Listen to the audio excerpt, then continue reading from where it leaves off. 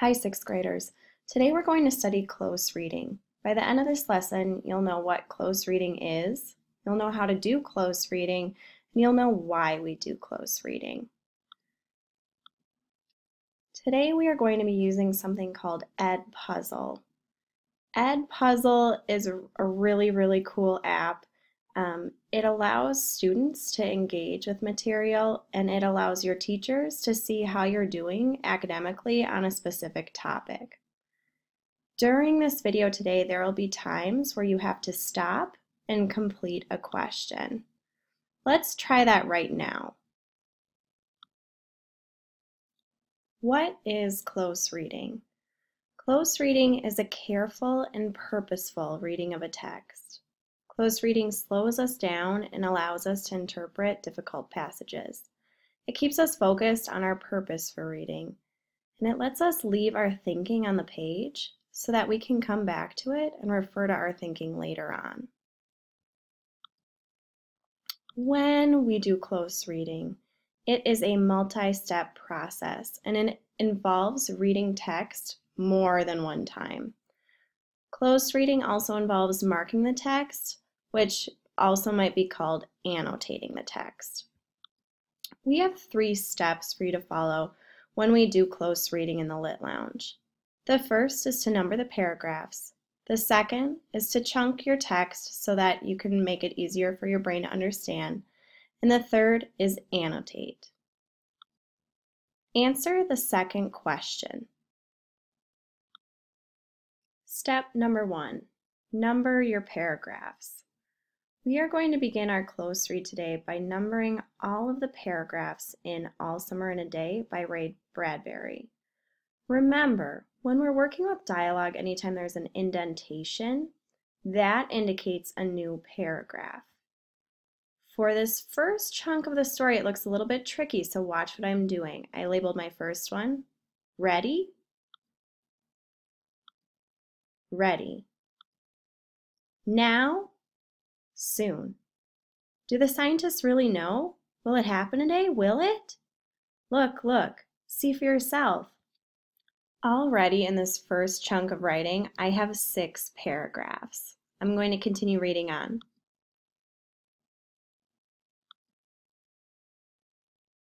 The children pressed to each other like so many roses, so many weeds intermixed, peering out for a look at the hidden sun.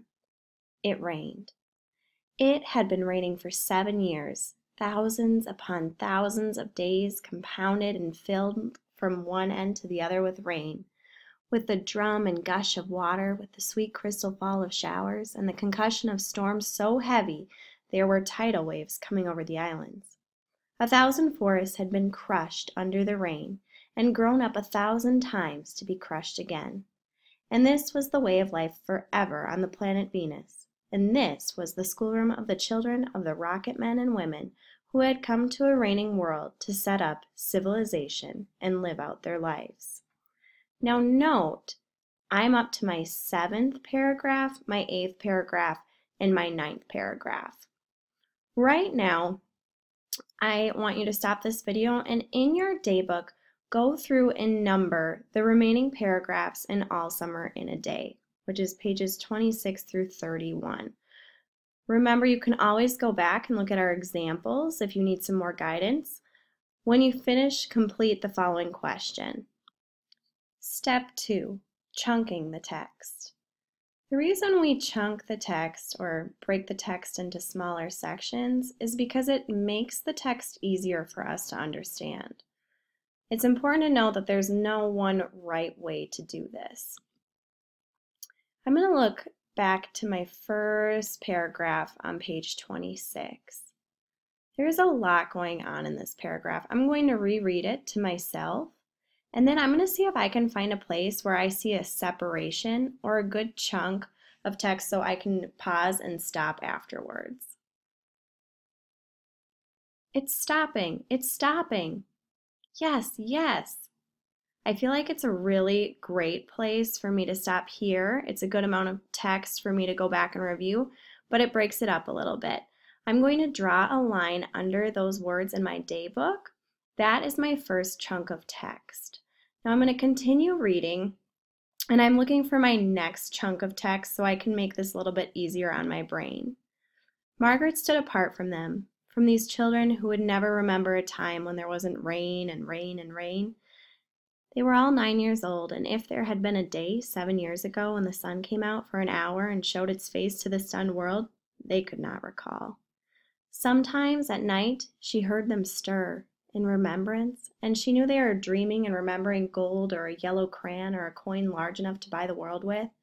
She knew that they thought they remembered a warmness, like a blushing in the face and the body, and the arms and legs and trembling hands, but then they always awoke to the tatting drum, the endless shaking down of clear bead necklaces upon the roof, the walk, the gardens, the forest, and their dreams were gone. Now note, I put this line in right here because I feel like this is a good place to stop, and it's a good second chunk of text for me to annotate later. You should do the same right now. All day yesterday they had read in class about the sun, about how like a lemon it was and how hot, and they had written small stories or essays or poems about it. I think the sun is a flower that blooms for just 1 hour. That was Margot's poem, read in a quiet voice in the still classroom while the rain was falling outside. "Ah, you didn't write that," protested one of the boys. "I did," said Margot. "I did." "William," said the teacher. But that was yesterday.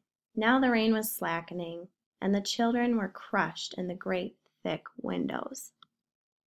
Your next job in your daybook is to read the rest of the story and chunk the text. Remember, there is not one correct way to chunk the text. The reason we're chunking the text is to make it easier for you to complete our next step, annotation.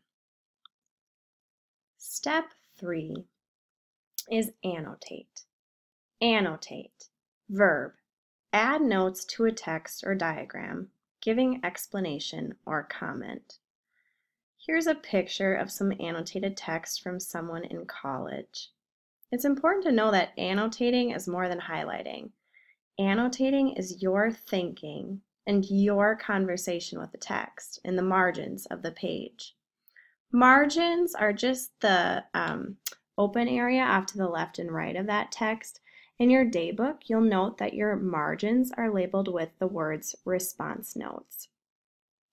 When we annotate, we reread the text and we look for things that we find interesting, important, puzzling.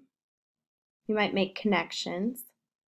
We might ask questions, or we might circle any new words or define words that you can't figure out by using context clues. Here are some great codes, simple, easy to use codes that you can use when you're annotating your work.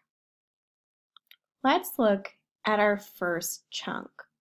Remember, earlier I said we were separating the text into chunks so that we could use it for this section later.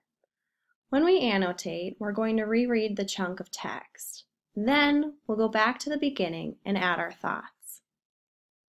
Ready? Ready. Now? Soon. Do the scientists really know? Will it happen today? Will it? Look, look, see for yourself. The children pressed to each other like so many roses, so many weeds intermixed, peering out for a look at the hidden sun. It rained. It had been raining for 7 years, thousands upon thousands of days compounded and filled from one end to the other with rain, with the drum and gush of water, with the sweet crystal fall of showers and the concussion of storms so heavy they were tidal waves come over the islands. 1,000 forests had been crushed under the rain and grown up 1,000 times to be crushed again. And this was the way life was forever on planet Venus. And this was the schoolroom of children, of the rocket men and women who had come to a raining world to set up civilization and live out their lives. It's stopping! It's stopping! Yes! Yes! So I just read the chunk of text. Now I'm going to go back and I'm going to add my thoughts. At the beginning, I might write down, what are they talking about? The author catches our attention by striking our interest in the story.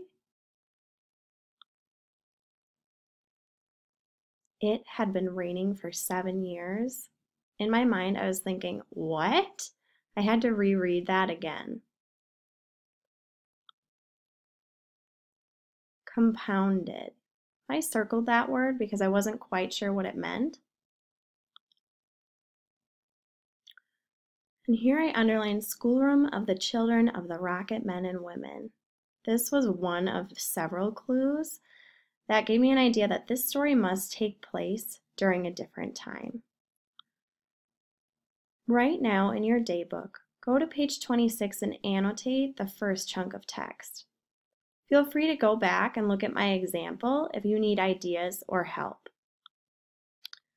Let's try it with our second chunk of text. Step 1, reread the chunk of text, then go back to the beginning and add your thoughts. I'll read it aloud right now.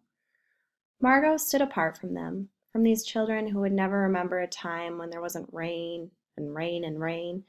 They were all 9 years old, and if there had been a day 7 years ago when the sun came out for an hour and showed its face to the stunned world, they could not recall. Sometimes at night she heard them stir in remembrance, and she knew they were dreaming and remembering gold or a yellow crayon or a coin large enough to buy the world with.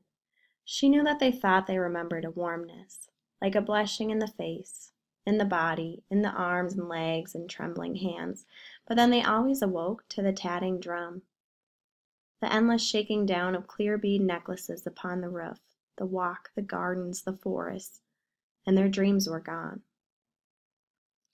Now that we've read that second chunk, we're going to go back and add our thoughts.